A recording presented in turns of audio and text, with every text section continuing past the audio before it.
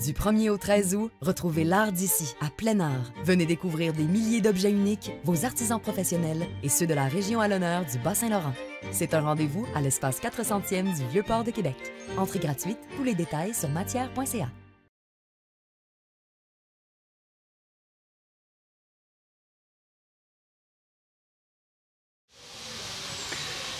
Bonjour, bienvenue à cette nouvelle capsule en direct de plein air pour le Conseil des métiers d'art. On est à plein air du 1er août au 13 août. Mon nom est Denis Martel. Ça me fait plaisir de vous accueillir encore une fois pour une nouvelle capsule. Et cette fois-ci, je suis en compagnie de Geneviève Dostalaire. Bonjour, Geneviève. Bonjour, Denis. Comment allez-vous? Ça va très bien, toi-même? Très bien. Geneviève, vous êtes artisane chapelière et vous êtes une artisane chapelière depuis 1976. Ça n'a pas de bon selon sens. votre On carte. devrait pas le dire quand même. Ben, c'est écrit sur votre carte. Ben oui, c'est pas un je sais grand bien. secret. Oui, oui. Mais en fait, je t'as pas posé de question, mais je vais la répondre au 1976.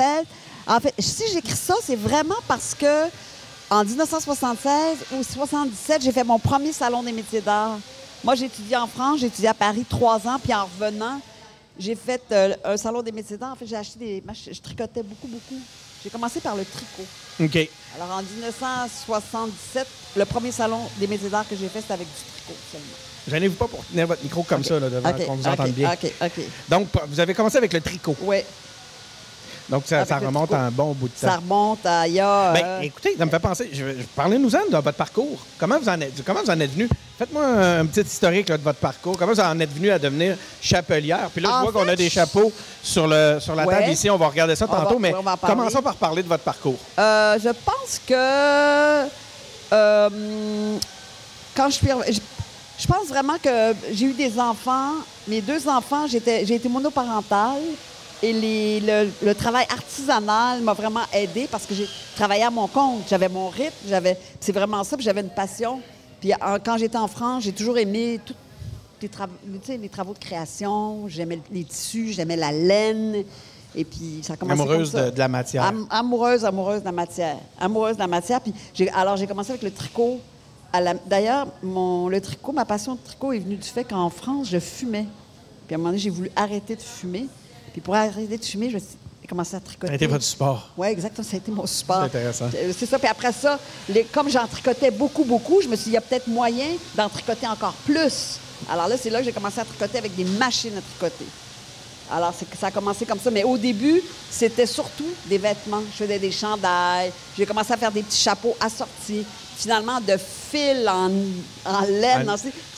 C'est devenu des chapeaux. J'ai travaillé pour de mon parcours, j'ai travaillé pour une compagnie de chapeaux, une grande compagnie de chapeaux canadienne. Puis c'est là que j'ai vraiment été formée là. Excusez, j'ai vraiment été formée là. C'est pas une école en particulier, là. C'est vraiment en travaillant. Il y avait ça, ça n'existe plus, des grandes compagnies de chapeaux canadiennes. Mais c'est quoi? Ça existait... Non, ça n'existe plus. Ça existait parce que, premièrement, tu avais la nécessité de porter des chapeaux. On est obligé de porter des chapeaux. Dans les années... les gens allaient à l'église, portaient un chapeau. Puis là, ça, c'est mort aussi.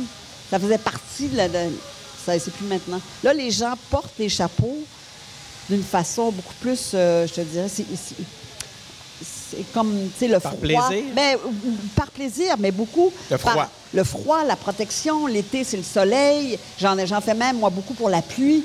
Je veux dire, tu sais, c'est des petits chapeaux pratiques qui se plient facilement. On va les regarder tantôt. Ouais. On va aller au bout de votre parcours avant, parce que là, je suis curieux, parce que vous avez attiré mon attention sur certains aspects, mais là, ce que je suis curieux de savoir, comment vous en êtes venu. Là, vous avez travaillé pour une grosse compagnie de chapeaux, oui. Une grande entreprise. Oui. Puis là, vous êtes parti à votre compte, parce qu'il y a cette notion-là de femme d'affaires aussi dans votre parcours, qui est fascinante, que j'aimerais qu'on adresse. Mais je vais vous laisser finir ce petit bout d'histoire-là avant. Donc là, vous êtes parti...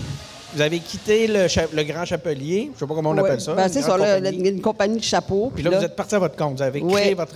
C'est-à-dire que ce qui m'a permis de me lancer vraiment, c'est de me rendre compte qu'au fond, là, je trouvais que tricoter, c'était un peu long pour faire le chapeau malgré tout. Alors là, j'ai acheté des tissus, puis là, j'ai commencé à couper, puis là, j'ai fait des tissus, des chapeaux coupés cousus comme ça. OK, je comprends. Ça finit par... Au fond, parce que je mettais toujours... En tricot, même, je faisais toujours un chapeau assorti au chandail. Puis là, finalement, c'est devenu juste le chapeau. Chapeau et foulard. Bon, ben parlons-en maintenant des produits.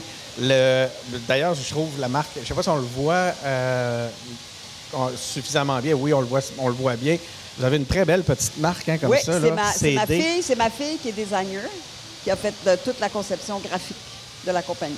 C'est un volet qu'on ne parle pas souvent des artisans, mais vous devez, comme tu sais, quand je disais tantôt, vous êtes une femme d'affaires, mais vous devez penser à l'ensemble de toutes vos... De tout. Tu fais tout. Le marketing, l'image de marque. Oui, celle-là en est une particulièrement réussie. Bravo. Ouais. Mais là, parlez-nous du produit. Donc là, ici, j'ai un chapeau, entre autres. Là, vous dites c'est pour la pluie, c'est comme parfait pour aujourd'hui. Oui, puis c'est très, très léger. Alors, justement, aujourd'hui, au salon, là, depuis 2 jours, on vend des chapeaux de pluie.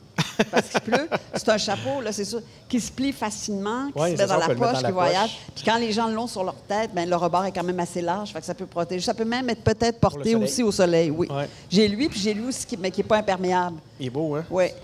Il vient avec un autre truc? Oui, il vient avec ça, c'est une écharpe. C'est des... En fait, depuis plusieurs années, ce qu'on fait, c'est que pour que les tissus... Tu vois, le foulard est comme plissé, comme froissé. Oui, on fait faire ça. On fait faire ça, en fait, oui. On a trouvé l'idée, c'est du 100% polyester, puis quand tu le froisses à très, très haute température, il reste toujours froissé. Donc, c'est un effet, ça, là. Mais oui, et c'est intéressant aussi pour le voyage.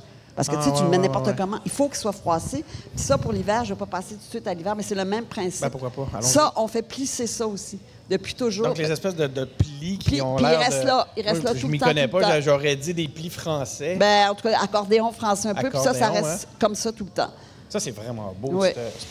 Puis j'aime beaucoup les ensembles. Puis parlez-nous-en de ce chapeau-là. C'est quoi la matière? Ça, c'est du polyester. Polyester? C'est vraiment polar. Polar avec ça, c'est du renard. Du polar avec du renard. Du vrai renard? Oui, du vrai renard. Puis les pompons sont sur des épinglettes, fait que les clientes peuvent enlever leur pompon s'il n'y a pas le pompon. Puis il vient avec cette écharpe-là. Oui, on n'est pas obligé d'acheter l'écharpe ensemble. Puis ça se décline dans plusieurs couleurs. Mais notre force, c'est beaucoup aussi la laine bouillie. On fait beaucoup de laine bouillie. Ah. On a à peu près 8 modèles de chapeaux en laine bouillie, 8 couleurs. Est-ce que ça porte un nom, ce type de... Casquette Gavroche. Gavroche, en anglais, on dit casquette poor boy, comme pour les livreurs de journaux. De journaux. Exactement. Gavroche. Oui. Ah oui, c'est vraiment ça qu'on voit bien comment ça tombe comme ça. C'est... tu pourrais l'essayer? Ben, j'osais pas. J'ai eu envie, mais j'osais pas parce que... Est-ce que je peux déposer mon micro? Ben, juste pour le temps de m'aider un peu, là. Oui, je vais t'aider. Parce que je veux la porter comme il faut. Ben, en fait, c'est une casquette plus de femmes, mais les hommes, des fois aussi, ça peut les intéresser. T'sais? Donc, c'est comme ça que ça se porte? À peu près comme ça. Est-ce que je suis beau, Fabien, avec ma casquette Gavroche? C'est beau, ça, Parce que je serais prêt à vendre peut-être des journaux. C'est dommage qu'il y ait des journaux, il n'y en a presque plus. Non, exactement, il n'y en a plus en plus. C'est ça, exactement. Je vous fais bien ici. Bon, alors, je pense qu'on vient de faire sa journée. C'est moi qui va... Allez-y. Bon, alors, et puis à mon âge, je pense que la fabrication de ma compagnie, ce que j'ai fait, ce que j'ai créé, ça m'a tenu en forme. Parce que je bouge beaucoup dans mon atelier.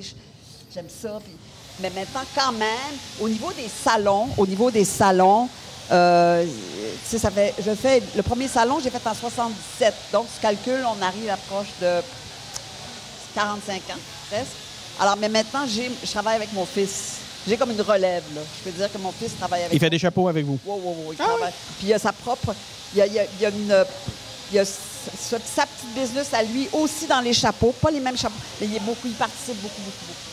Donc, mais moi, j'arrête pas. Moi, je continue toujours. C'est quoi votre démarche? Quand vous partez, comment naît une idée de chapeau? Comment naît un design de chapeau dans votre esprit? Jusqu'à temps qu'il existe et qu'il se retrouve sur ma tête. Beaucoup. C'est comme le fait d'en avoir fait tellement, d'en avoir essayé beaucoup. Je trouve que c'est très, très, très important que le chapeau soit confortable. Mm-hmm. Les manufacturiers, les gros manufacturiers, il n'y en a pas beaucoup. Il y en a beaucoup des Canadiens qui font faire, mettons, leurs trucs en Asie. Ben, je veux dire, les chapeaux, ils ne font pas bien sur la tête. Moi, mes chapeaux, il faut qu'ils soient beaux et confortables. C'est le confort que je cherche. Puis les couleurs bien assorties. Puis je connais tellement les visages. Je sais exactement quel chapeau va bien faire. C'est ça. Fait que là, les démarches, c'est qu'on achète du tissu. J'ai longtemps acheté des tissus en Europe, en Italie, en France, puis on fait un premier échantillon, puis après ça, de l'échantillon, bien là, ça part la production, puis... parce que c'est à peu près ça, là. C'est comme... C'est ce qui constitue la démarche. Exactement. Puis on a eu aussi... Moi, j'ai eu plusieurs boutiques aussi. J'ai pas juste les... Du côté, c'est ça. femme d'affaires. C'est sûr que je fais les salons. Les salons, c'est une branche de mon entreprise, mais je fais pas que ça, là. J'ai une boutique, j'ai une concession, j'ai un partenariat avec le magasin Labbé depuis presque 25 ans. Alors, j'ai une boutique là, dans le centre-ville de Montréal, qui a des hauts et des bas. Puis c'est sûr qu'avec la pandémie, ça a été plus difficile, mais on s'en tire quand même assez bien. D'ailleurs, pendant la pandémie, moi, je peux dire que ce qui a sauvé mon entreprise, ce sont les masques. Les masques. Vous avez fait des masques? Ben oui, on a fait des masques. Même à un moment donné, j'ai cru que j'allais devenir multimillionnaire avec les masques. Je veux dire, on achetait des rouleaux de tissu, là. Je veux dire, puis on en vendait par Internet, on en vendait. Puis je me suis dit à un moment, mais est-ce que je vais faire des masques?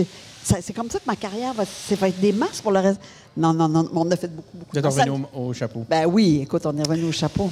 J'aimerais ça qu'on en parle du côté femme d'affaires parce que c'est une réalité qui se présente à tous les artisans. Je pense que ceux qui ne sont pas encore au courant, les artisans en devenir qui ne sont pas encore au courant, vont un jour se réaliser qu'il y a une grande partie de votre temps et de vos compétences qui doit être consacrée justement à votre développement des affaires et ainsi de suite. Oui, développement des affaires, une vision, un plan d'affaires, un budget. Il faut savoir... Ce serait quoi le conseil que vous donneriez aux jeunes là, qui sont en train de... qui sont des artistes, qui aiment créer, qui sont des passionnés de la matière, mais qui n'ont pas encore envisagé le volet affaires? Ah ben comment je dirais ça, mon Dieu, c'est une partie vraiment, vraiment importante, parce que si tu fais ça, tu ne gagnes pas ta vie, tu ne fais pas d'argent, ça ne marche pas. Il faut que tu...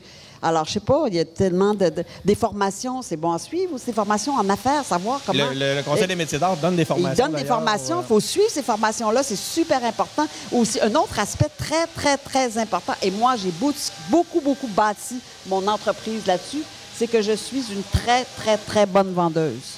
Je suis une très bonne vendeuse. Je m'entoure de bonnes vendeuses. Puis c'est ça qui fait... Je veux dire, moi, j'ai déjà fait des salons où je peux engager de 7 à 8 vendeuses. C'est plus comme ça aujourd'hui. Ça tombe un petit peu. Mais j'ai fait des salons partout à travers le Canada. Et j'ai aussi fait des salons en Europe. On a fait des salons avec le Conseil des métiers d'art. On était subventionnés pour faire des salons à l'étranger, en France, en Italie. Ça, on a quand même... J'ai participé, j'étais sur le conseil d'administration pendant plusieurs années. Donc... je sais pas, j'ai comme... Oui, je pense que je dois être une forme d'affaires un peu quand même. Oui, absolument. Bien, merci beaucoup, Geneviève. Ça m'a fait plaisir, Denis, vraiment. Puis la casquette te sied à ravir. Elle me va bien. Alors, est-ce capable de faire un plan sur mon port du chapeau, Fabien? J'aimerais ça que tout le monde puisse en profiter pleinement. Donc... une casquette de femme, mais qui plaît autant aux hommes. Je peux vous dire qu'elle me plaît beaucoup. Je suis tellement confortable avec ça. Je suis très, très bien. Donc, ben voilà, c'était notre capsule pour cette fois-ci, encore une fois. Merci, Denis. Merci, ça m'a fait Geneviève. plaisir. Merci. Merci à vous tous d'avoir été à l'écoute. C'était, encore une fois, une autre capsule qui vous était offerte par le Conseil des métiers d'art du Québec. On est au cœur du salon plein art qui va se tenir du 1er août au 13 août. Donc, venez voir ça. Il y a toutes sortes de choses, des ateliers. Venez. On a besoin... Tu sais, venez. On veut avoir beaucoup de monde. On veut vous voir. Puis il y a des super beaux produits. Il y a des beaux produits. Puis vous allez pouvoir même en découvrir dans les autres capsules qui ont été faites pour vous, que vous pouvez consulter sur notre chaîne YouTube et sur matière.ca. Merci beaucoup.